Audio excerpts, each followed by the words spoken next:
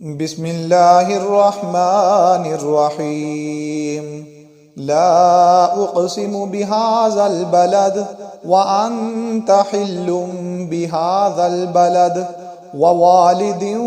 وما ولد لقد خلقنا الإنسان في كبد أيحسب أن لن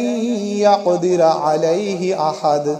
يقول أهلكت مالا لبدا أيحسب أن لم يره أحد ألم نجعل له عينين ولسانا وشفتين وهديناه النجدين فلاقتحم العقبة وما أدراك ما العقبة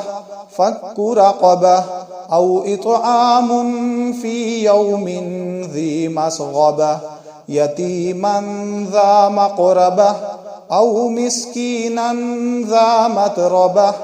ثم كان من الذين آمنوا وتواصوا بالصبر وتواصوا بالمرحمة أولئك أصحاب الميمنة والذين كفروا بآياتنا هم أصحاب المشأمة عليهم نار مؤصدة.